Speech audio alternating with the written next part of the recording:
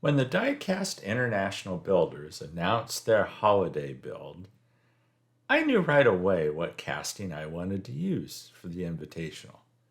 This Hot Wheels lean machine. It's always a good idea to make sure your drill bit is secure in the drill before you go to use it. Anyway, back to what I was going to build. This thing kind of looks like a bobsled to me. And it's kind of beat up. You know, there's a chunk of paint off the nose of it. And there's supposed to be a windshield on there. There's the hole for the windshield. But, you know, how are you going to get a replacement windshield for this thing? And that little tiny front wheel. It's 3 wheels. Metal top, metal bottom under the body, and that blue is plastic. So it's metal top, metal base, that plastic in between. So I knew what direction I was going with this, and it's a holiday build, and blue wasn't going to be it for this center section. So I thought I'd throw the center section in super clean, thinking that it was probably not a bad idea to get the paint off of it.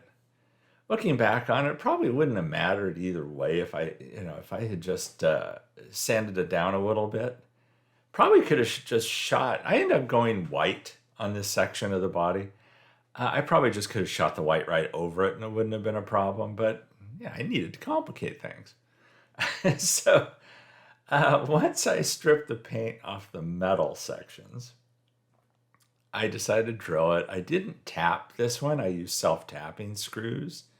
They're 256 screws. The posts on this thing are nice and big. There are 2 posts, one in the front and one in the back. And it's a nice casting. It's a fun casting to work with. There aren't any weird things about it. It's all pretty straightforward. So, you know, I threw the self-tapping screws in there. You know, I saved one step. You know, I didn't end up tapping it. But I did know the colors I was going to go on this as well. I mean, I really had a pretty strong vision of where this thing was going right from the start. I knew I wanted to seal off that hole where the windshield was going to be. I wasn't going to try and recreate that because of who's going to be driving this. I didn't need a windshield on this, and even if there was a windshield on it, if I was able to make one, it would have looked stupid, and you'll see why at the end. But I decided to fill in that hole with, yes, you guessed it. You kind of see it up there in the left corner of the picture, even if you didn't guess it. JB Weld. Right there, what I'm trying to do is kind of poke out the tape a little bit so that it would fill in that area. I mean, I wanted to fill in the hole, but I didn't want it to be super sloppy or anything. And I am filling it from the underside, which I like to do when I do these things. You know, you've seen me do this before. So I like doing it on the other side so I get a smooth edge on the top. So I don't have to do as much sanding of it. And I do add some additional modeling putty on the top of this once it's all cured. Now for the base, I did cut off the little tabs that keep the back wheels in place. And that is metal, which is nice. And that does get painted as well. So at this point, and there you see after getting that plastic out of the super clean, it did take off all of the blue and the decorative flames that were on there. Did a great job of cleaning it. It did have to sit in the super clean for quite a while. I think it was in there probably about, 4 hours, something like that. Which is a lot longer than super clean usually takes. So there were, you see me kind of scrubbing it a little bit more on the sides because there were some spots there that I needed to clean a little bit better. And then I clean off the base because I am painting that as well. I want that to disappear. Yeah, that's my usual IPA, and then just clean it off. I didn't want to polish the base. I did want it to disappear, like I said, into the body. And there we have the body. And there you see after I added some modeling putty to it. Not that the top wasn't smooth enough from the JB Weld. I mean, I probably could have got by without this. But I thought since it's such a prominent area on the finished build, I didn't want any regrets once I got through with it. So sanded that down, got it, where I wanted it. The body did have some rough edges around the sides and around, I guess you'd call it the cockpit, the driver's seat area. So I did, file those down. This is sped up, I think 500%, if I remember right, 400 or 500%, which gives that illusion of the file floating along. But the casting does clean up pretty well.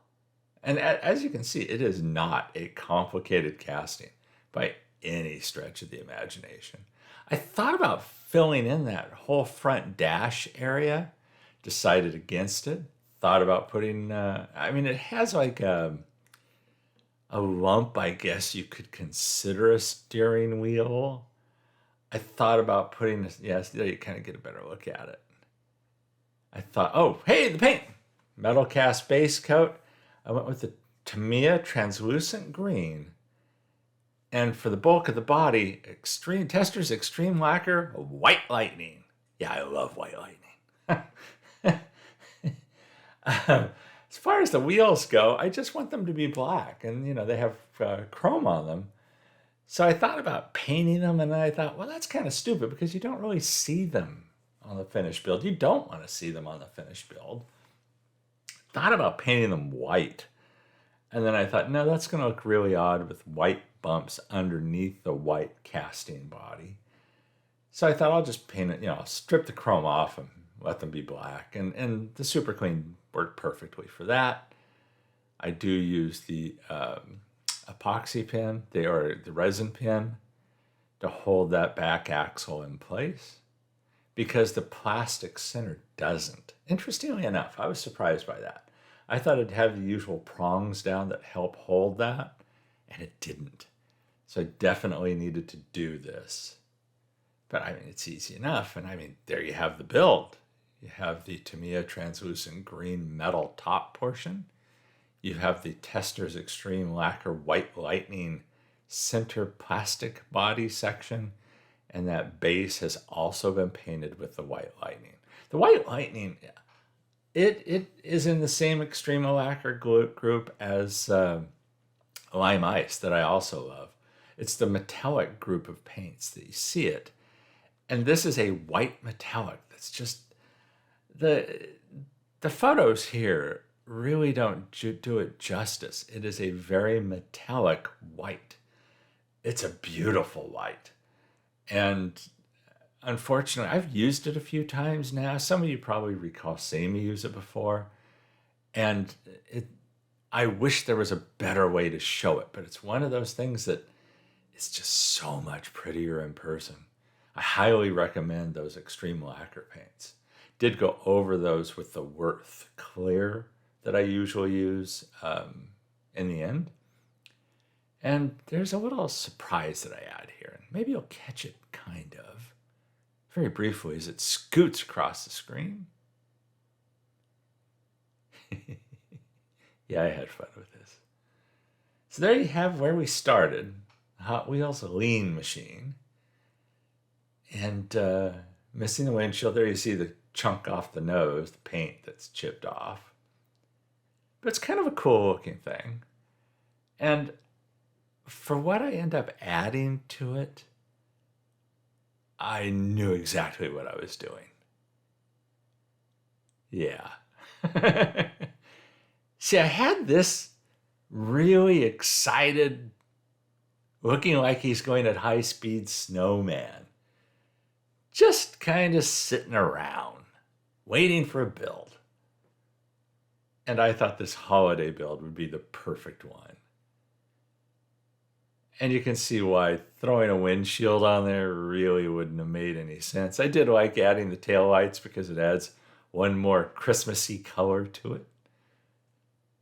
But yeah, that snowman was just, I had to find a casting for him, and this was it. So there you have it. Thanks to the Diecast International Builders for hosting this event.